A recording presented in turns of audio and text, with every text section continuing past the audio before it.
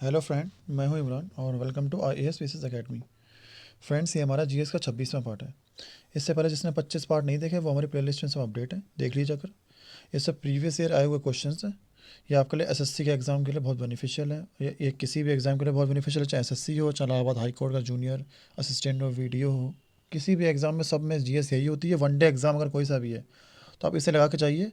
यही एग्ज़ाम में आने वाले और यही प्रैक्टिस होती है, यही जीएस होती है। इसके अलावा कुछ नया नहीं है, ठीक है।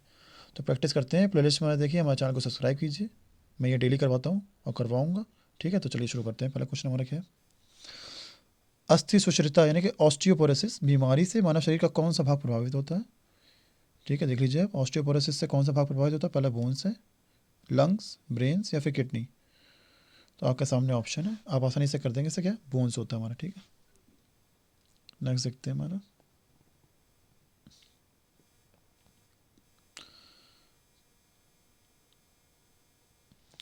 ये क्वेश्चन देखिए करें, निम्न में से कौन एक एक्स संबंधी एक प्रतिसारी विकार है जो कार्यात्मक प्लाज्मा थक्का कारक 8 FV8 की कमी के कारण होता है, जो वंशानुगत या स्वाभाविक उत्परिवर्तन से उत्पन्न हो सकता है। तो काफ़ी लंबा चौड़ा क्वेश्चन है। ये कह रहा है मतलब इसमें क्या प्लाज्मा का थक्का नहीं बनता, ये कह रहा है। सिंपल सिंपल सी बात ये है, नॉर्मल क्वेश्चन ये है। तो आपने इंग्लिश में पढ़ लिया होगा, तो इसका आंसर वो देखते हैं ऑप्शन। तो पहले क्या है हमारा ऑप्शन? एकाधिक मायोलोमा या कि मल्टीपल मायोलोमा या फिर ल्यूकेमिया या फिर वेनस थ्रोम्बिस या फिर हीमोफीलिया। आप लगा लीजिए। तो इसका आंसर क्या हो जाएगा? इसका आंसर हो जाएगा हीमोफीलिया, ऑप्शन डी, ठीक है। ये क्या होता है? ये क्लॉटिंग फैक्टर होता है 8, इसी की कमी की वजह से होता है, ठीक है। याद रखिएगा आप, यही यहाँ बताना चाहता था वो, ठीक। तो क्वेश्चन थोड़ा आसान कर दिया मैंने, ये टफ में पूछा गया था, बस आपको समझना था। बहुत सारे लोग ये समझ नहीं पाते क्वेश्चन। नेक्स्ट हमारा क्वेश्चन है, क्या कहता है ये कि ये हाइपोकैलेमिया, जो हमारा हाइपोकैलेमिया है, ये किस कमी के कारण होता है? हाइपोकैलेमिया आपने ये सुना नहीं होगा। आयोडीन की कमी का, पोटेशियम का, आयरन या कैल्शियम। तो आप लगा लीजिए, अगर आपने सुना तो बहुत अच्छी बात है, वरना फिर आप यहाँ कर लीजिए। तो किसकी कमी से होता है? ये होता है हमेशा पोटेशियम की कमी से। याद रखिएगा, पोटेशियम की कमी से क्या होता है? हाइपोकैलेमिया। नेक्स्ट देखते हैं। नेक्स्ट हमारा क्वेश्चन है, विटामिन B1 की कमी से होने वाला रोग पूछा गया। किससे? Vitamin B1। देख लीजिए आप, राइबोफ्लेविन या फिर बेरी बेरी, या फिर सूखा रोग या जिगर। तो आपको दिख रहा होगा बेरी बेरी, यही होता है, ठीक है। नेक्स्ट देखते हैं। नेक्स्ट हमारा क्वेश्चन क्या है, एक आनुवंशिक स्तर विकार है जिसकी वजह से लोग ऐसी अवस्था से पीड़ित हो जाते हैं जिसमें वे हीमोग्लोबिन का निर्माण करने में सक्षम नहीं होते। मतलब ये ऐसा रोग है जिसमें हीमोग्लोबिन का निर्माण नहीं होता है, ठीक है। तो देखते हैं इसका ऑप्शन क्या है।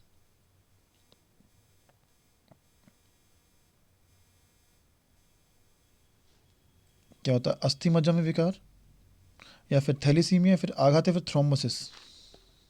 आप लगा लीजिए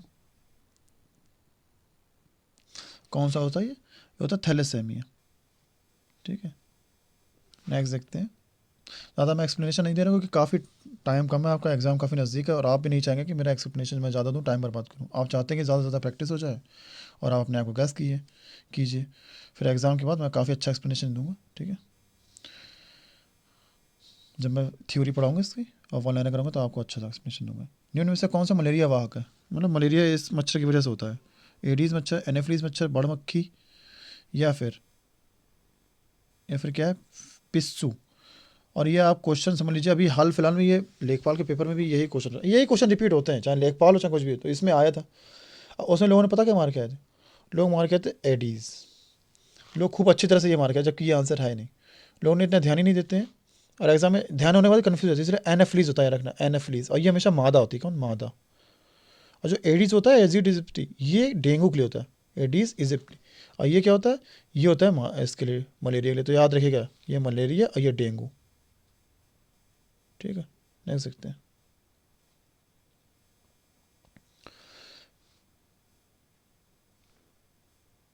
poor vision in humans can be due to the deficiency of, मतलब मनुष्यों में खराब दृष्टि की समस्या किस वजह से हो सकती है? तो ऑप्शन आपके सामने है, आयरन की वजह से या फिर विटामिन ए या फिर आयोडीन या फिर विटामिन डी। तो आप लगा लीजिए, काफ़ी आसान सा क्वेश्चन है ये। आपको पता है रतौंधी लोग किसी रतौंधी जो बीमारी होती है, नाइट ब्लाइंडनेस, वो किसकी वजह से होती है? यानी कि समझ लो वहाँ से आंखों की प्रॉब्लम होती है। कहाँ से? विटामिन ए, ठीक है। ये इसीलिए इसके सबसे अच्छा स्रोत क्या है? गाजर को खाओ। गाजर खाने से विटामिन ए की कमी पूरी होती है। आंखें भी सही हो जाती हैं।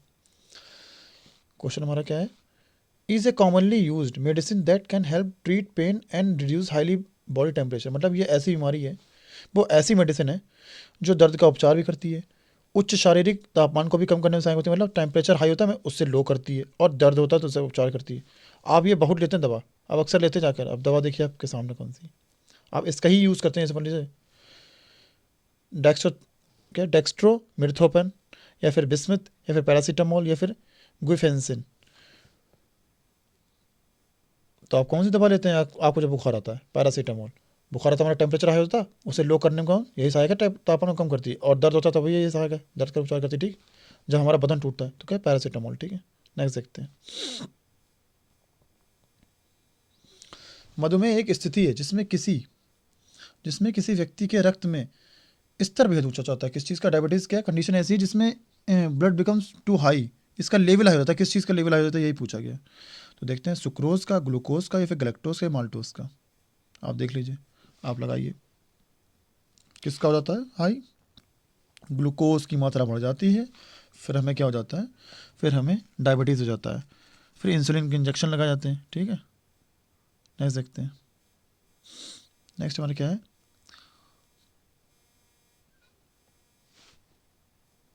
निम्न में से कौन सा कारक ग्लाइकोटेट हीमोग्लोबिन के स्तर को प्रभावित नहीं करता है? मतलब इनमें एक ऐसा कारक है जो हीमोग्लोबिन के स्टेज को या लेवल को प्रभावित नहीं करता। ठीक है, तो आप देख लीजिए कौन सा है। रक्त की कमी है, हाँ ये तो प्रभावित करती है। आयरन की कमी, ये भी प्रभावित करती है। याददाश्त गर्भावस्था, तो याददाश्त इससे कोई मतलब ही नहीं होता। ये क्यों रक्त को कुछ प्रभावित करेगा? तो यही नहीं है। ठीक है, बाकी ये तो सब प्रभावित करते हैं, गर्भावस्था भी प्रभावित करती है। ठीक है, नेक्स्ट हमारा क्वेश्चन है निक्टोफोबिया।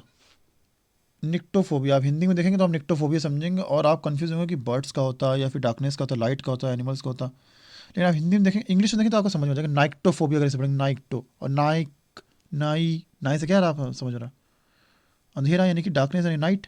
ठीक है, तो नाइक्टोफोबिया किसका फियर होता है? फियर ऑफ डार्कनेस, याद रखिएगा आप। जिनमें से कौन सी नदी बंगाल की खाड़ी में जा मिलती है? तो आप देख लीजिए, आपके सामने ऑप्शन है, which of the following river drains into the Bay of Bengal. तो आप देखिए, आपके सामने कृष्णा, सतलज, तापी, नर्मदा। आप लगाइए कौन सी है? कृष्णा नदी है। ठीक है, और इसका मैंने वही बताया था कि ये कहाँ से ओरिजिन होती है, कहाँ से होती है? महाबलेश्वर। महाबलेश्वर कहाँ है? सतारा में है। अब ये सतारा कहाँ है? सतारा कहाँ है? सतारा महाराष्ट्र में है। ठीक है, ऐसे करके आप बार बार रिवीजन करते रहे, आपको फिर दोबारा ये पढ़ने से नहीं पड़े। कभी भी नदियाँ जो डर लगता है ये सब खत्म हो जाएगा। आप सब कुछ याद रखेगा, कृष्णा कहाँ से निकलती है, कहाँ जाती है, कहाँ गिरती है, सब देखिए आप, तो आपको कोई दिक्कत नहीं होगी। ठीक है, ये बंगाल की खाड़ी में गिर जाती है जाके, ये भी याद रखिएगा। Which process leads to the formation of river deltas. मतलब जो नदी का डेल्टा बनता है, ये किस प्रक्रिया का परिणाम है, किस वजह से बनता है? क्या इरोजन होता है, या फिर डिपोजिशन होता है, या फिर एवापोरेशन होता है, या फिर सेडिमेंटेशन होता है? तो सेडिमेंटेशन का कोई रोल नहीं है, इवापोरेशन का कोई रोल नहीं। इससे डेल्टा का बनेगा, ये तो पानी उड़ा ले जाता है। इरोजन, इससे मिट्टी कटाव और होता है। तो किससे बनता है? निक्षेपण से। ठीक है, जब हम लोग क्या होता है, मतलब हमारी जो नदियाँ हैं, बहा बहा के पत्थर लाती हैं, मिट्टी लाती हैं, कंकड़ लाती हैं, वो जो जमा होते रहते हैं, फिर क्या उससे डेल्टा बन जाता है। ठीक है, नेक्स्ट देखते हैं। जिनमें से बात की एक द्रोणी नहीं है। अब देखो हिंदी में कितना अजीब सा क्वेश्चन, द्रोणी। आपको पता नहीं द्रोणी क्या होता है? द्रोणी क्या होता है? बेसिन होता है। क्या बेसिन? मेजर बेसिन बेसिन पूछा कि नहीं है। Which of the following is not a major basin in India. इसीलिए आपको जब भी क्वेश्चन ना समझ में आ रहा हो कभी भी, तो आप इंग्लिश में उसे चेंज करना लैंग्वेज को, और देख लेना, फिर बदल लेना। और कभी आपको ऑप्शन में कन्फ्यूजन है तो भी इंग्लिश, क्योंकि इंग्लिश का ही प्रेफर करेंगे वो। अगर आपको हिंदी में गलत होगा तो भी इंग्लिश का ही मानेंगे। ठीक है, तो लीजिए कौन सी एक द्रोणी नहीं है? क्या लूनी नहीं है, या फिर कृष्णा द्रोणी, या फिर सिंधु द्रोणी, या फिर ब्रह्मपुत्र बेसिन। ठीक है, गंगा ब्रह्मपुत्र। तो कौन सी नहीं है इसमें? लूनी बेसिन ये कोई द्रोणी नहीं है। ठीक है, लूनी कोई द्रोणी नहीं, बेसिन नहीं, तो एक नदी है। इनमें से कौन सी नदी समुद्र में नहीं जा मिलती है? मतलब इनमें से एक नदी ऐसी है जो समुद्र में नहीं गिरती है। तो कौन सी नहीं है, देख लीजिए। गोदावरी नहीं है, नर्मदा नहीं है, बनास नहीं है, फिर गंगा नहीं है। आप लगा लीजिए अच्छे से। तो कौन सी नदी जो समुद्र में नहीं गिरती? ये है बनास, और बनास हो गया, और एक हो गई लूनी। कल मैंने आपको पढ़ाया था लूनी। ठीक है, और एक कौन सी हो गई? एक हो गई रोपन। कौन सी? रोपन। ये जो नदियां हैं राजस्थान की, ये कभी भी समुद्र में नहीं गिरती। या तो फिर ये करती ये, या तो फिर क्या कहते हैं रेत में दब जाती हैं, जाके मिल खत्म हो जाती है, जाके गायब हो जाती हैं, या फिर सॉल्ट लेक में जाके मिल जाती हैं। ठीक है, ये कभी नदी समुद्र में नहीं गिरती। देख सकते हैं। इनमें से कौन सी भू आकृति नदियों की युवा अवस्था को नहीं दर्शाती है? तो आप इंग्लिश में देख लीजिए, विच of the following landform does not depict the useful stage of reverse. Depict है, डिपिक्ट। तो देखते हैं कौन सी नहीं दिखती। वी आकार की घाटियाँ, या फिर डेल्टा, या फिर क्षिप्रिका, या फिर तंग घाटी। क्या होता है डेल्टा? ठीक है, नेक्स्ट देखते हैं।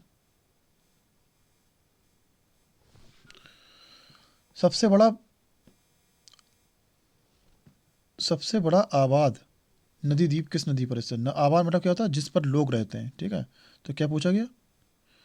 Largest inhabited riverine island. तो आपके सामने ब्रह्मपुत्र, गोदावरी, गंगा, कृष्णा। आपको सबसे बड़ा पता होगा कहाँ पर है, किस नदी पर है, और उसका नाम क्या? उसका नाम है माजुली। आपने खूब पढ़ा है माजुली। कहाँ पर है? असम में है। और किस नदी पे बना हुआ है? ये नदी है ब्रह्मपुत्र। ठीक है, नेक्स्ट देखते हैं। नेक्स्ट वाला क्वेश्चन देख लेते हैं। और कभी कभी हो सकता है इसका एरिया भी पूछ लें माजुली का कितना होता है। याद रखिएगा 1250 किलोमीटर स्क्वायर। ठीक है, नेक्स्ट देखते हैं। इनमें से कौन सा शहर गंगा नदी के तट पर नहीं है? ये तो आप कर लेंगे, जो गंगा के तट पर नहीं है। देख लीजिए आप, बनारस ये तो है, इलाहाबाद भी यहाँ तो संगम होता है, कानपुर ये तो गंगा किनारे बसा हुआ है, और ये जयपुर, जयपुर तो कोई मतलब ही नहीं, जयपुर तो राजस्थान में, यहाँ से गंगा कहाँ आएगी? ठीक है, तो यही गलत है। नेक्स्ट देखते हैं।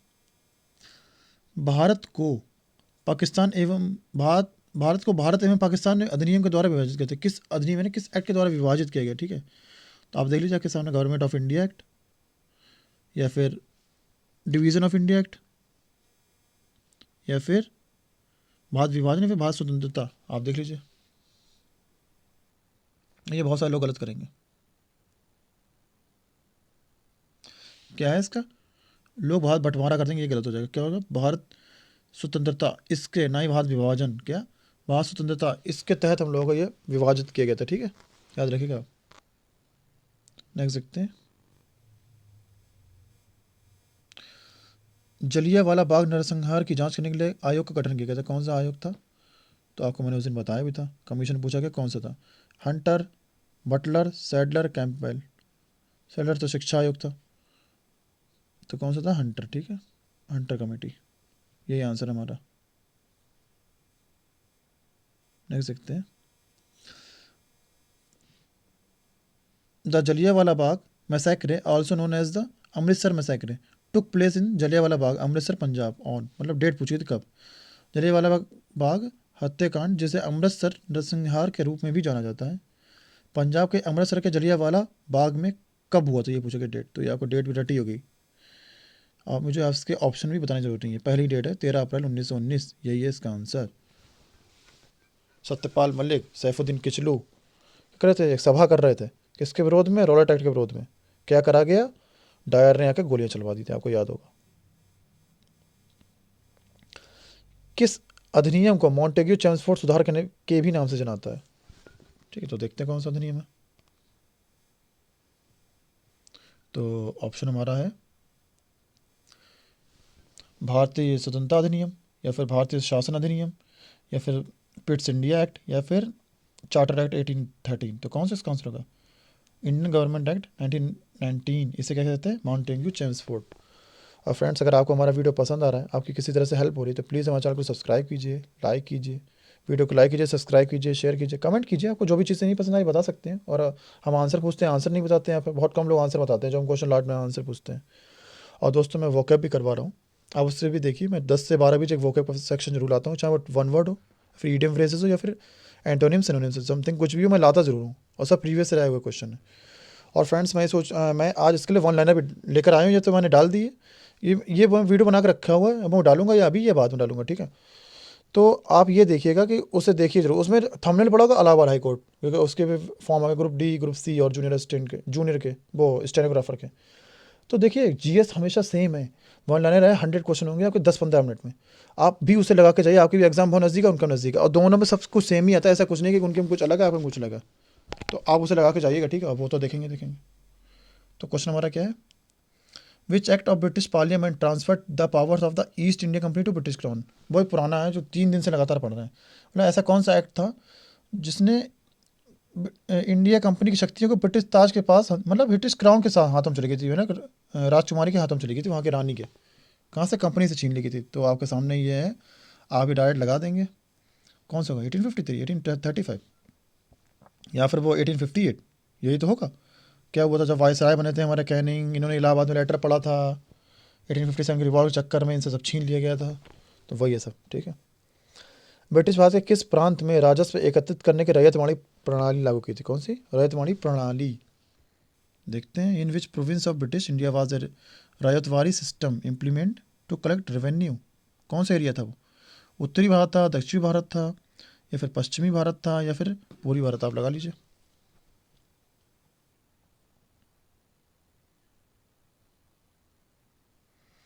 आपने लगा लिया होगा कौन सा, ये कहाँ लगाई थी, ये मद्रास प्रेसिडेंसी में लगाई गई थी, मद्रास प्रेसिडेंसी, ठीक, मद्रास प्रेसिडेंसी। मद्रास प्रेसिडेंसी कहाँ पड़ेगी, मद्रास कहाँ, चेन्नई यानी कि साउथ, ठीक है, ऐसे करके याद रखिए आप। नेक्स्ट देखते हैं। नेक्स्ट हमारा क्वेश्चन है, हड़प नीति डॉक्ट्रिन ऑफ लैप्स किसने शुरू की थी, राज हड़प नीति नहीं, जिसके बच्चे ना हो वो छीन लेता था पूरा पूरा, किसने किसी से हड़प लेता था, बस ये समझ लीजिए आप, कोई ना कोई तरीके से ये राज्यों को हड़पता रहता था। कौन था वो, डलहौजी था, कॉर्नवालिस था, बेंटिक था, एक कैनिंग था, खूब अच्छे से पता आपको, डलहौजी यही था, ठीक है। नेक्स्ट देखते हैं, यहाँ से कुछ पॉलिटिक क्वेश्चन है। संसद में एक धन विधेयक है अथवा नहीं, इसका अंतिम निर्णय कौन लेता है, मतलब कि ये कौन डिसाइड करेगा कि ये मनी बिल है या नहीं है, कौन बताएगा। देखिए आपके सामने ऑप्शन है, वाइस प्रेसिडेंट बताएंगे हमारे, या फिर स्पीकर, या फिर वित्त मंत्री, या प्रधानमंत्री। अगर यहाँ पर राष्ट्रपति होता तो बहुत सारे लोग राष्ट्रपति में आ जाते हैं, लेकिन यहाँ पर राष्ट्रपति नहीं है। अगर ये राष्ट्रपति होता तो अब आप यहाँ बहुत कन्फ्यूज होते हैं। तो इसका आंसर होगा स्पीकर, क्या होगा, स्पीकर, और यही आंसर होगा, यानी कि जो लोकसभा स्पीकर होता है वही तय करता है कि ये मनी बिल है नहीं है। राष्ट्रपति हो चाहे उपराष्ट्रपति हो, कुछ भी दे रखा हो, आपको ध्यान नहीं रखना, ठीक है। भारतीय संसद के संदर्भ में शून्यकाल क्या है, ठीक है, जीरो आवर नहीं है, हमारे संसद में शून्यकाल होता है, प्रश्नकाल होता है, तो ये पूछा कि ये क्या होता है। तो आपके सामने ऑप्शन है, प्रश्नकाल के तुरंत बाद का समय, या फिर संसदीय कार्रवाई के अंतिम हिस्से का समय, या फिर प्रश्नकाल के पहले का समय, या फिर संसदीय कार्रवाई के पहले भाग का समय। तो क्या होता है इसका आंसर, इसका आंसर क्या होता है, इसका आंसर होता है प्रश्नकाल के तुरंत बाद का समय, प्रश्नकाल के तुरंत बाद का समय, जैसे प्रश्न पूछते उसके बाद तुरंत बाद का समय 0 आवर होता है, ठीक है। नेक्स्ट देखते हैं, एक वर्ष में लोकसभा के आमतौर पर कितने सत्र आयोजित किए जाते हैं, मतलब लोकसभा कितनी बार आयोजित होती है एक साल में, 7 बार, 5 बार, 3 बार, 2 बार। तो आपको ये आना ही चाहिए क्वेश्चन, क्योंकि ये कॉमन क्वेश्चन है काफ़ी, और यही एग्जाम में आते हैं। तो कितनी बार होती, 3 बार होती है, कौन सी, 3 बार। और कौन कौन सी होती है, एक होता है, एक होता कौन सा, मानसून सीजन, ठीक है, और एक होता बजट सीजन, एक होता विंटर सीजन। तो ये आपको महीने भी बताना चाहिए। बजट सीजन, सबसे पहले बजट मान लो, बजट आता है, बजट सीजन कब होता है, बजट ये होता है फरवरी के टाइम, ठीक है, एक हो गया ये। अब कौन सा होता है, मानसून, मानसून, मानसून कब होता है, मानसून होता है वही जब मानसून महीना कब होता है, जुलाई, जुलाई से सितंबर के बीच होता है, ठीक है, जुलाई टू सितंबर, ठीक। फिर गैप होता है, फिर होता है विंटर सीजन, जो अभी आने वाला है हम लोगों का विंटर सीजन यही चल रहा है, विंटर। इसमें क्या होता है, ये कब से कब तक होता है, ये होता है नवंबर से दिसंबर, यही चल रहा है हमारा, ठीक है, नवंबर से दिसंबर। याद रखिए कि फिर जनवरी में छुट्टी हो जाती है, और फिर फरवरी में शुरू होता है, फरवरी से मई मानसून बजट सेशन, ठीक है। तो हो गया, 3 सेशन होते हैं हमारे। अब देखते नेक्स्ट क्वेश्चन क्या है, लोकसभा के पहले सत्र की शुरुआत कब हुई थी, लोकसभा के पहले सत्र की, फर्स्ट सेशन ऑफ लोकसभा तो कब हुई थी, 26 जनवरी 1950, 15 अगस्त 1947, 15 अगस्त 1951, या फिर 13 मई 1952, तो कब हुई थी, इसकी हुई थी 13 मई 1952 को हमारी पहली लोकसभा, ठीक है, यही आंसर है हमारा। नेक्स्ट देखते हैं, आपके काफ़ी सही भी हो रहे होंगे, आप काफ़ी दिन से पढ़ रहे हैं, आपकी काफ़ी अच्छी तैयारी होगी, तो आपके सही हो रहे होंगे, नहीं हो रहे होंगे तो आप इसे नोट कर लीजिए, ठीक है। क्वेश्चन है, who decide the admissibility of question in Lok Sabha में, लोकसभा में प्रश्नों की स्वीकार्यता का निर्णय कौन लेता है, मतलब कि तुम्हारे प्रश्न हम स्वीकार करते एक्सेप्ट करते नहीं करते, तो कौन लेता होगा? लोकसभा का मालिक कौन होता है? लोकसभा में बैठ के सबकी सुनता है, ऐसा समझ, लोकसभा का मालिक ही एक होता है, स्पीकर, ये सब डिसाइड करता है कि आपके प्रश्न लिए जाएंगे नहीं लिए जाएंगे, आपके प्रश्न सुने जाएंगे नहीं सुने जाएंगे।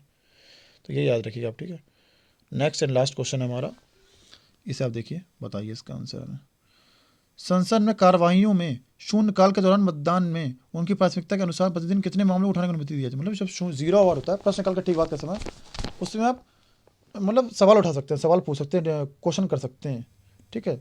तो वो कितने कर सकते हैं आप, किससे ज़्यादा नहीं हो सकते? क्या 21 हैं या फिर 18 या 19 या 20? मैंने आपको इसका आंसर बताया हुआ है, तो इसका आंसर आप कमेंट बताइए हमें, ठीक है।